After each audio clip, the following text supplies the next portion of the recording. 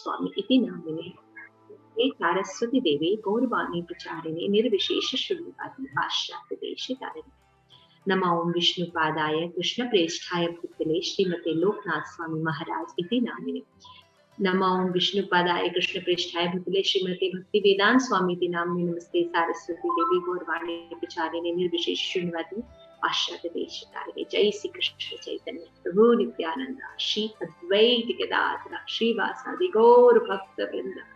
हरे कृष्ण कृष्ण कृष्ण हरे हरे, हरे राम राम राम हरे हरे। तो नारद भक्ति सूत्र ग्रंथ की जय, श्रील प्रभुपाद की जय, निताई गौर प्रेमानंदे हरि हरि बोल। कुछ ग्रंथ जो होते हैं वो भगवान की लीलाओं से संबंधित होते हैं, कुछ ग्रंथ जो होते हैं वो फिलोसफिकल पॉइंट ऑफ व्यू से होते हैं। तो ये जो नारद भक्ति सूत्र है, इस सूत्र का मतलब होता है इट इज नॉट लाइक जैसे हमें पढ़ने की आदत है मंत्रास, है ना, चातुर्वर्ण्यम मया सिस्टम गुण कर्म विभागस्य, लाइक दैट, है ना, बड़े बड़े श्लोकास जो है वो वैसे नहीं रहते। सूत्र means in short and detail. तो जो ब्राह्मणस होते हैं उनको सूत्र भी बोलने आता है और डिटेल्स भी आते हैं, तो ये दोनों में एक्सपर्ट होना बहुत जरूरी है। तो ये फिलोसफिकल बुक अगर हम पढ़ लेंगे तो नेक्स्ट जो हम ब्रह्म संहिता शुरू करने वाले हैं आपको समझ में आएगी, क्योंकि थोड़ी और क्लासिक फिलोसफिकल है। तो इसलिए मेरा ये नारद भक्ति सूत्र हमने इसको शुरू किया और इसको गुरु महाराज ने कंप्लीट किया था और बहुत सुंदर लगी थी मुझे ये बुक।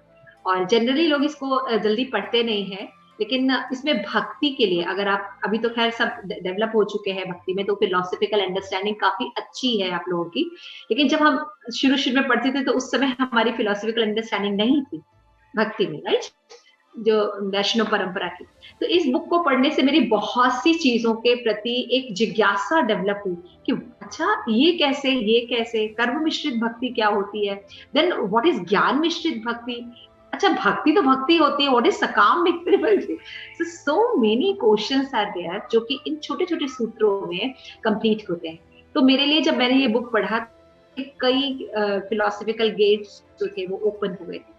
तो आई होप आप लोग हालांकि काफी कुछ जान चुके हैं, लेकिन फिर भी ये बुक आप लोगों के लिए बहुत उपादेय होगी। और इसमें आप देखिएगा 2 या 3 वर्ड के या 1 लाइन का सूत्र श्लोक होगा, लेकिन हैव सो मेनी मीनिंग्स, है ना। तो we have to expert in both. जब हमें सूत्र में बोलना यानी कोड्स लैंग्वेज आज के हिसाब से कोड लैंग्वेज चलता है, इन कोड में जब हमें बात करना होता है तो उसको सूत्र कहते हैं, और जब व्याख्या देते हैं तो उसको एक्सप्लेनेशन कहते हैं। तो ब्राह्मणस जो होते हैं वो दोनों में एक्सपर्ट होते हैं, सूत्र में भी और व्याख्या में। इसलिए श्रील प्रभुपाद ने हमें ये भी बुक दिया है नारद भक्ति सूत्र, जिसमें भक्ति का प्रारंभ होता है। तो इस बुक की जो शुरुआत है इसमें नारद देव जो है व्यास देव से कन्वर्सेशन कर रहे थे। तो नारद देव के व्यास देव के कई प्रश्न थे जिसका उत्तर नारद मुनि दे रहे थे।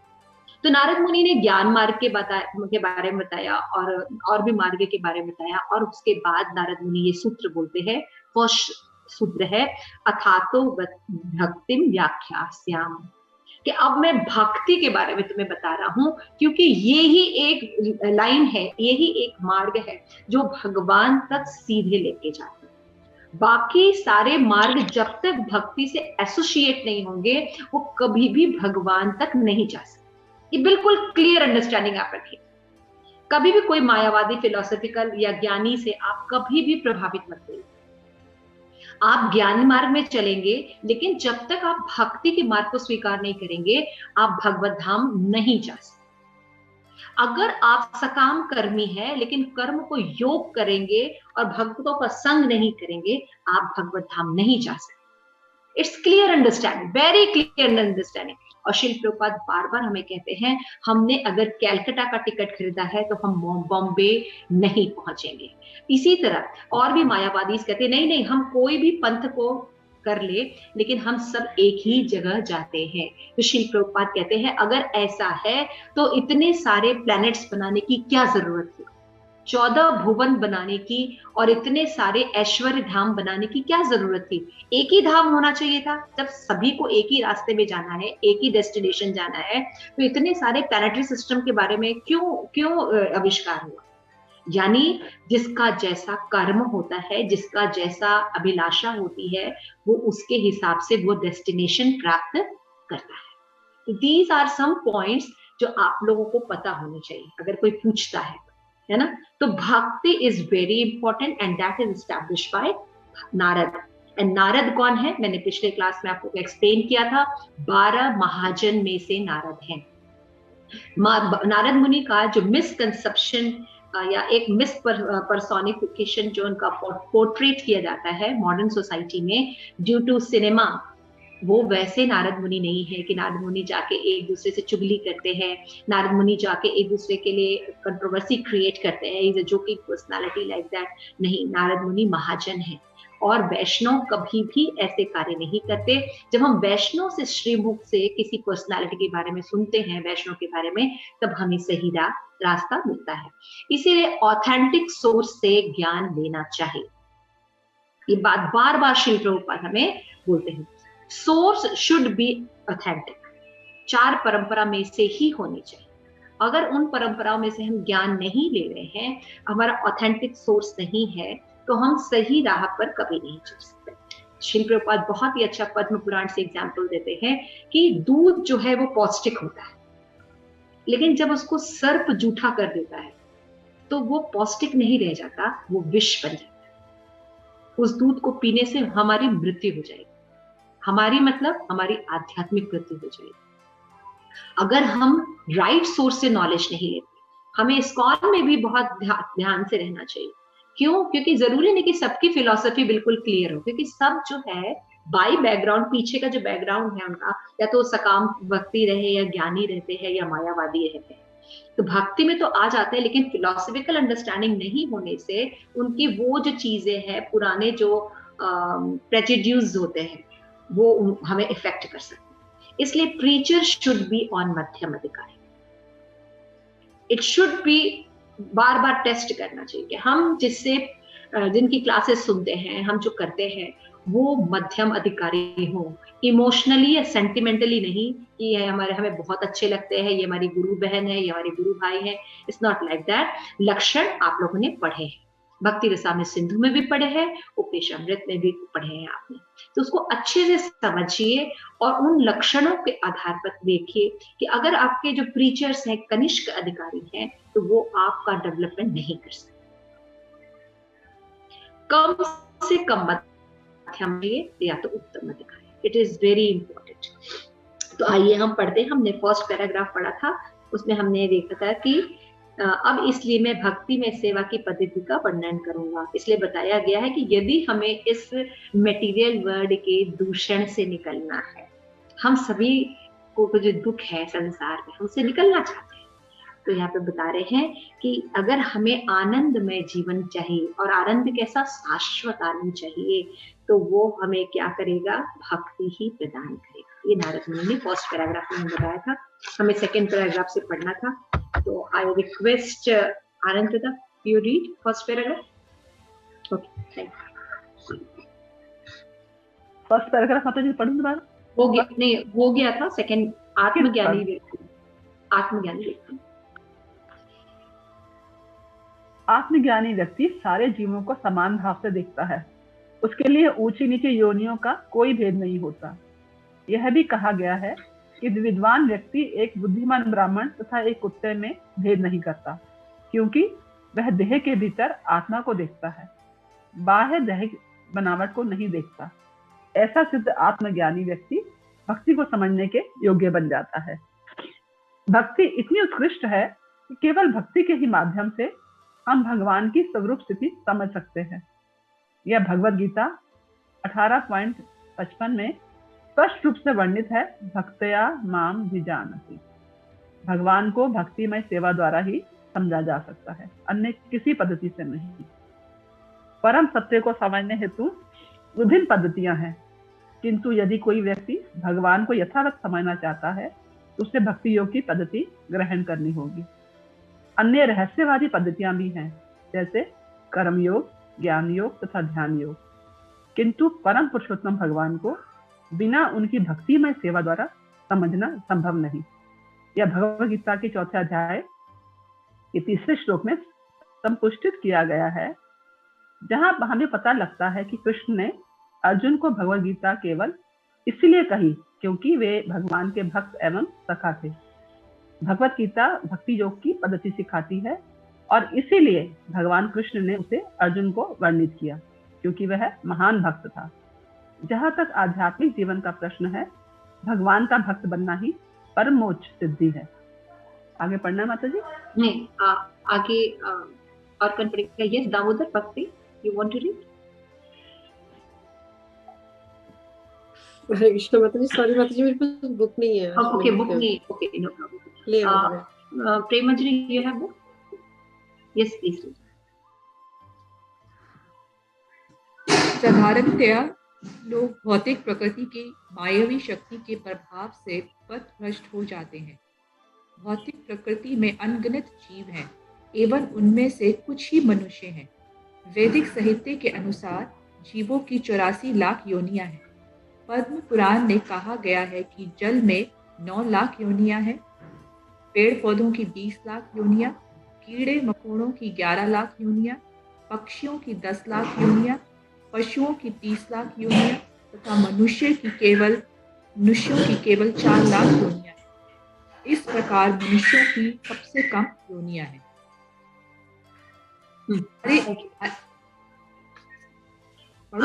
यस, नरसिंह सती पढ़ोगे आगे? यस माता जी, हरे कृष्ण।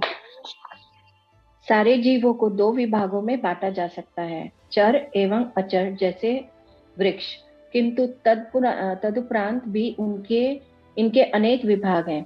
कुछ योनियां हवा में उड़ती हैं, कुछ पानी में रहती हैं, कुछ धरती पर रहती हैं। धरती पर रहने वाले जीवों में केवल 4 लाख ही मनुष्य योनियां हैं एवं इन 4 लाख मनुष्य योनियों में अनेक असभ्य या अपवित्र हैं। वे यथार्थ सभ्यता के स्तर पर नहीं। ऐतिहासिक दृष्टिकोण से आर्य मनुष्य को सबसे सभ्य श्रेणी है एवं आर्यों में भारतीय विशेष रूप से उच्च संस्कृत है तथा भारतीयों में ब्राह्मण वैदिक ज्ञान में सबसे दक्ष हैं। वैदिक संस्कृति विश्व भर में सम्मानित है और हर स्थान पर ऐसे लोग हैं जो इसे समझने को उत्सुक हैं। वैदिक संस्कृति के सर्वोच्च सिद्ध स्तर को समझने का वर्णन भगवद गीता के 15वें अध्याय 15.15 में हुआ है, जहां भगवान कहते हैं कि सारे वेदों का उद्देश्य उन्हें भगवान कृष्ण को समझना है। वे सौभाग्यशाली हैं जो वैदिक सांस्कृतिक जीवन के प्रति आकृष्ट हुए हैं। ठीक है, नंदिनी कांता माता जी पढ़ो। हरे कृष्ण माता जी। हरे कृष्ण। हिंदू समय को वेदों का अनुयायी कहते हैं। कुछ कहते हैं कि वे साम वेद का अनुसरण करते हैं और कुछ कहते हैं कि वे ऋग वेद का अनुयायी हैं। विभिन्न लोग वेदों के विभिन्न भागों का अनुसरण करने का दावा करते हैं, किंतु वास्तव में अधिकतर लोग वेदों के अनुयायी नहीं हैं, क्योंकि वे वेदों के विधि विधान का अनुसरण नहीं करते। इसलिए भगवान चैतन्य महाप्रभु कहते हैं कि चूंकि वेदों के तथाकथित अनुयायी समस्त प्रकार के पाप कर्म करते हैं, इसलिए वेदों के वास्तविक अनुयायियों की संख्या बहुत कम है और इस कम विशिष्ट संख्या में भी अधिकतर लोग वेदों के कर्मकांड विभाग में वर्णित पद्धतियों में आसक्त हैं, जिससे व्यक्ति समय को आर्थिक प्रगति के सिद्ध स्तर तक उठा सकता है। आगे पढ़ूं? Thank you. यस प्लीज पढ़िए माता जी। अनंत मंजरी माता जी पढ़िए। अनम्यूट कीजिए माता जी, अनम्यूट कीजिए। वेदों के कर्म कांड विभाग के पक्के अनुयायी विशिष्ट भौतिक फलों की प्राप्ति की हेतु विभिन्न देवताओं की उपासना के लिए विभिन्न यज्ञ करते हैं। ऐसे लाखों उपासकों में कुछ परम सत्य को समझने की पद्धति में वास्तविक रूप से प्रवृत्त हो सकते हैं। उनको ज्ञानी कहते हैं। ज्ञानियों की सिद्धि ब्रह्मभूत स्तर पा लेने पर या आत्म ज्ञान में निहित है। आत्म ज्ञान की प्राप्ति के पश्चात ही भक्ति में सेवा को समझने का स्तर प्रारंभ होता है। उपसंहार यह है कि यथार्थ आत्मज्ञानी होने पर भी पर ही व्यक्ति भक्ति की पद्धति प्रारंभ कर सकता है। देहात्म बुद्धि में पड़ा व्यक्ति भक्ति में सेवा की पद्धति को नहीं समझ सकता। अदिति माता जी पढ़ेंगे। इसी कारण से नारद भक्ति सूत्र का प्रारंभ होता है। अब इसलिए मैं भक्तिमय सेवा की पद्धति का वर्णन करने की चेष्टा करूंगा। इसीलिए शब्द निर्दिष्ट करता है कि भक्तिमय सेवा की तरह की यह भक्ति पद्धति आत्मज्ञानी के लिए है जो पहले से ही मुक्त हो। इस प्रकार वेदांत सूत्र भी आथा तो ब्रह्म जिज्ञासा से प्रारंभ होता है। ब्रह्म जिज्ञासा शब्द का अर्थ है परम पूर्ण सत्य के विषय में जिज्ञासा, और यह उनके लिए संस्तुत है कि जो वेदों के कर्मकांड विभाग की निम्न आसक्ति से ऊपर उठकर ज्ञान कांड विभाग में रुचि की स्थिति तक पहुंच चुके हैं। केवल जब व्यक्ति इस ज्ञान में पूर्णतः स्थित हो जाता है, वह शरीर नहीं आत्मा है, तभी वह भक्तिमय सेवा की पद्धति का आरंभ कर सकता है। Thank you so much. तो ये जो मैंने पॉइंट्स बताए वही पॉइंट्स लगभग है। इसकी भी डिटेल में हम चर्चा करने से पहले हम एक एक्सरसाइज करेंगे। इस एक्सरसाइज में हम 3 ग्रुप्स में डिवाइड करेंगे आपको, और ग्रुप ज्वाइन कीजिएगा आप, उसमें आपका आ जाएगा जगन्नाथ बलदेव सुभद्रा ग्रुप। तो जगन्नाथ ग्रुप जो है फर्स्ट ग्रुप, उसको की जो होता है तो आत्मज्ञानी जो व्यक्ति होता है उसके अंदर नारद मुनि कहते हैं कि क्या क्या क्वालिटीज होती हैं। समदृष्टि, उसके अंदर समदृष्टि होती है। समदृष्टि का मतलब होता है, यस somebody saying something, हरे कृष्णा, ओके। तो आत्मज्ञानी जो होते हैं उनके अंदर एक गुण होता है, या नारद मुनि कहते हैं समभाव। समभाव का मतलब क्या होता है, या मायावादी की तरह समभाव नहीं कि हम सब एक हैं, बल्कि वो क्या देखता है कि सब में भगवान है, सब में आत्मा है, सब भगवान के अंश हैं, ऐसा वो देखता है। यानी कुत्ता बिल्ली जो जानवर है, जितने भी स्वरूप है वो उनको देखता है, लेकिन उनमें एकता क्या देखता है कि सब में भगवान का अंश है। तो इस रूप में वो एकता देखता है, संभाव देखता है। तो भगवद गीता में भी श्लोक है कि विद्या विनय संपन्ने, है ना। जो विद्या, असली विद्वान कौन होता है, जो कि समदृष्टि देखता है। तो यहाँ पे समदृष्टि मायावादी समदृष्टि नहीं कि हम सब एक हैं, यहाँ पे है कि हम सब भगवान के अंश के रूप में है, ऐसा देखता है। तो भक्ति इतनी उत्कृष्ट होती है कि केवल भक्ति के माध्यम से ही हम भगवान की जो तत्वतः ज्ञान है वो समझ सकते हैं कि भगवान है कैसे, भगवान की क्या क्वालिफिकेशन है, भगवान कैसे रहते हैं, भगवान कैसे आचरण करते हैं, भगवान अगर कोई बिहेवियर करते हैं तो उसके पीछे रीजन क्या है। ये सारी बातों को तत्वतः केवल भक्ति के द्वारा ही समझा जा सकता है, और किसी मार्ग के द्वारा भगवान का तत्वतः ज्ञान नहीं हो सकता, हमेशा आंशिक ज्ञान होगा। तो भगवद गीता में भी भगवान ने इसकी पुष्टि की है, भक्त्या माम भी जानते। भक्ति में सेवा द्वारा ही हम समझ सकते हैं कि भगवान कौन है, भगवान की शक्तियां कौन है, वो कैसे कार्य करती हैं और किस तरह से संबंधित है। तो यहाँ पे बताया गया जैसे कर्म योग है, ज्ञान योग है, ध्यान योग है, इनके द्वारा हम भक्ति को नहीं समझ सकते। अभी हमने बहुत ही इलैबोरेट वे में कर्मी योगी और ज्ञानी को सब बताया कि इस कारण से वो भगवान को नहीं समझ सकते, क्योंकि उनके हायर प्रिंसिपल क्लियर नहीं होते हैं। भक्तों के हायर रिलेशंस क्लियर होते हैं, हायर तत्व क्लियर होते हैं, इसलिए वो सभी एस्पेक्ट को बहुत अच्छी तरह देख सकते हैं। वो ब्रह्म ज्योति को भी देख सकते हैं, वो परमात्मा को भी देख सकते हैं, वो भगवान को भी देख सकते हैं। वो ईश्वर, जीव, प्रकृति, काल और कर्म के वास्तविक स्वरूप को तत्वतः जानते हैं। उनके आपस में क्या रिलेशन है उसके बारे में वो जानते हैं। तो ये भक्ति के द्वारा समझा जा सकता है। मेरी बात समझ में आ रही है अदिति माता जी? इस क्लियर कि केवल भक्ति मार्ग से, बाकी मार्ग में न्यूनता रहेगी, कहीं ना कहीं वो स्टॉप रहता है। यहाँ पे भगवान ने कहा है कि साधारणतः लोग भौतिक प्रकृति की मायावी शक्ति के द्वारा प्रतिभ्रष्ट रहते हैं। जैसा इसीलिए मैंने कर्मी व्यक्ति का ज्यादा इलैबोरेट किया, क्योंकि 99% लोग कर्मी होते हैं, है ना, उसमें ज्यादातर आप देखेंगे कि वो लोग क्या होते हैं, सकाम कर्मी होते हैं या विकर्मी होते हैं। तो वो क्या होते हैं, पथभ्रष्ट रहते हैं। क्यों? क्योंकि ये माया के आवरण से ढके रहते हैं।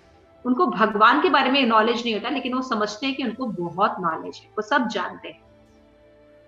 तो यहाँ पे पद्म पुराण में भी बताया गया है कि कई प्रकार की योनियां होती हैं। इस प्रकार मनुष्य जो है सबसे कम योनियों का है, लेकिन सबसे उत्कृष्ट प्राणी है। तो मनुष्य शरीर में भक्ति हो सकती है, लेकिन बाकी शरीरों में भक्ति नहीं हो सकती। इसलिए मनुष्य शरीर में भक्ति जो है वो बहुत इंपॉर्टेंट है। तो नारद मुनि ये क्यों बता रहे हैं कि आप किसी मार्ग में मत जाइए, अगर मनुष्य शरीर मिला है तो डायरेक्ट भक्ति एक्सेप्ट कीजिए। नंदीकांता क्लियर क्लियर हो रहा है?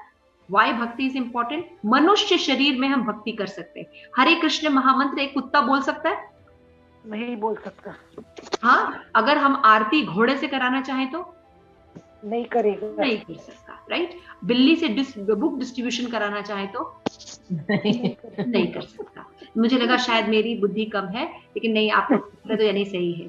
तो इसलिए मनुष्य शरीर में हम कर सकते हैं। तो किसी भी तरह अगर हमें मनुष्य शरीर मिला है तो now don't waste time on karmi gyani yogi path, just take bhakti path और उसका आप पालन करना शुरू कर दीजिए।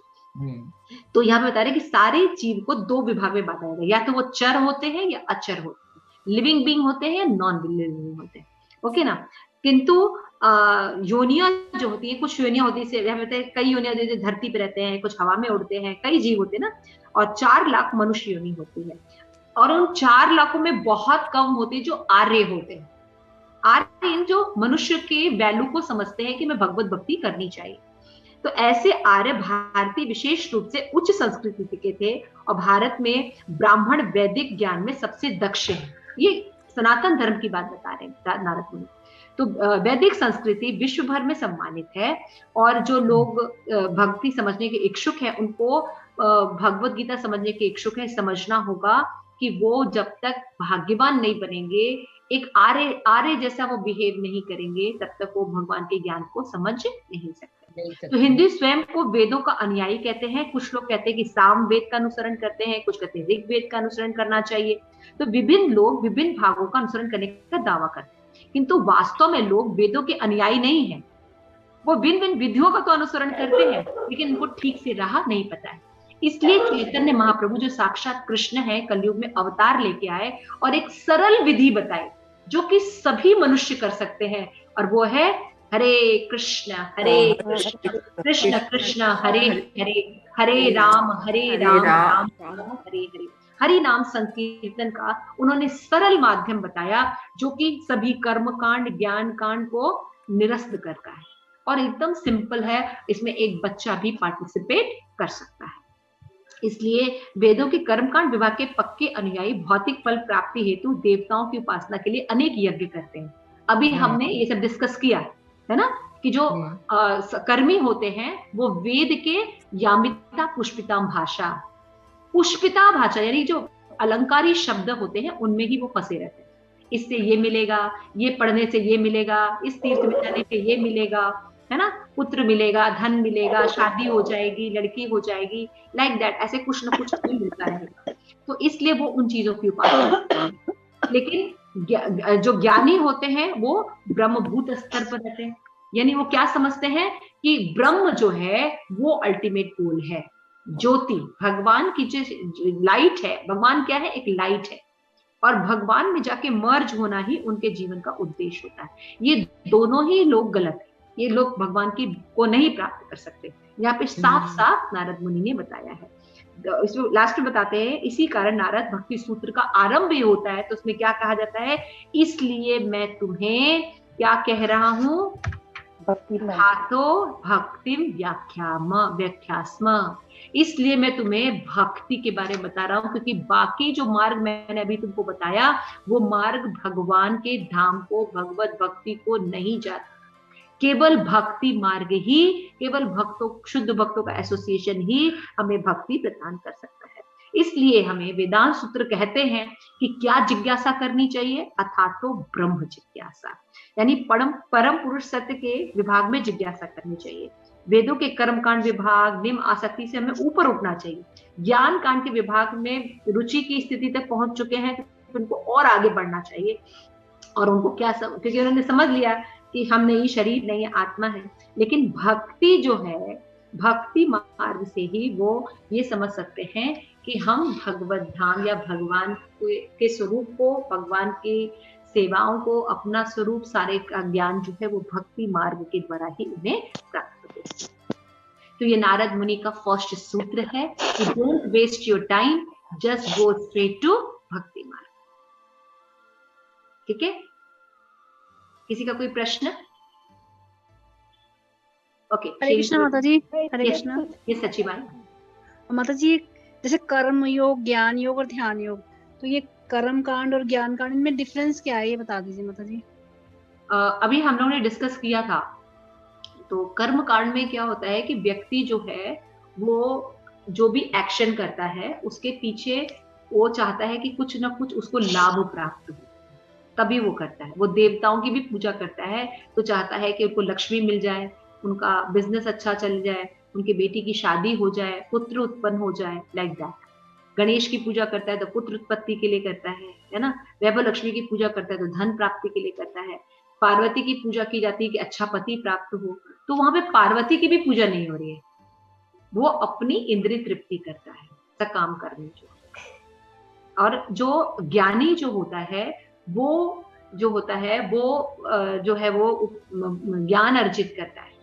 वो ये समझता है कि आत्मा और पदार्थ में अंतर है, आत्मा शाश्वत है और पदार्थ अशाश्वत, ऐसा वो समझता है शास्त्र पढ़ के। इसलिए वो जो अशाश्वत चीजें हैं, भौतिक जगत की जितनी भी चीजें हैं, इनसे वो अनासक्त हो जाता है, निष्क्रिय हो जाता है, सब कुछ छोड़ देता है। और उसका डेस्टिनेशन क्या बन जाता है कि हमें ब्रह्म में जाकर लीन होना है। भगवान क्या है? एक लाइट है, और हमारा जो मेन उद्देश्य है वो इस ब्रह्म में जाकर लीन हो जाना है। क्यों? क्योंकि वो दुख जो है इस संसार में, जो दुख है वो किस लिए है? इस शरीर के कारण है ना, इस भौतिक जगत में आसक्ति के कारण है। तो वो भौतिक जगत में कोई कार्य ही नहीं करता, निष्क्रिय हो जाता है और ब्रह्म में जाके लीन होना चाहता है। Anything else? Is clear, Sachi bhai? Can I answer? Okay. Yes.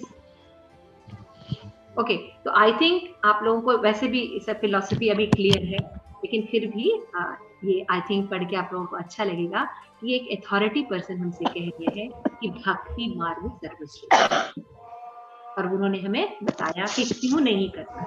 Okay, thank you so much.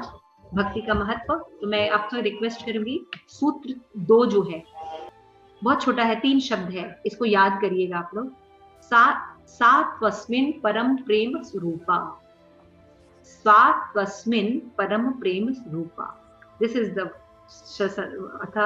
इसको सूत्र, इसको आप लर्न कीजिएगा। जिनके पास बुक नहीं है, रिक्वेस्ट कि प्लीज मंदिर में बुक है, आप जाके खरीद लीजिए एंड फर्स्ट वाला पढ़िए। कोई अगर आप लोग को डाउट हो तो करिएगा। हम ग्रुप पे, श्री सखी ग्रुप पर प्योर एसोसिएशन का वो लिंक डाल दे रहे हैं, आप हमेशा वहां पे जाके चेक कर सकते हैं बाद में जाके। माता जी लिंक इस पर डाल दीजिए। हाँ, डाल दिया माता जी। अच्छा, माता जी ने डाल दिया है, प्रेमश्री माता जी ने। आप वहां पे जाइए, उसको क्लिक कीजिए, आपको सारी चीजें मिल जाएंगी। आज का भी क्लास माता जी 1-2 दिन में डाल देंगे, आप उसको जाइए और प्लीज अपने कमेंट्स लिखिए if you have any comments. मैं चाहूंगी कि आप लोग अपने कमेंट्स लिखें ताकि मुझे पता चले कि हम जो पढ़ते हैं कितना समझ में आता है। तो अपनी बातें आप लिखिए उसमें कि मुझे ये चीज अच्छी लगी, 1 लाइन अच्छी लगी, 2 लाइन अच्छी, please write it down. Okay, Hare Krishna. Prabhupada की जय। आप सभी गौर की जय। गौर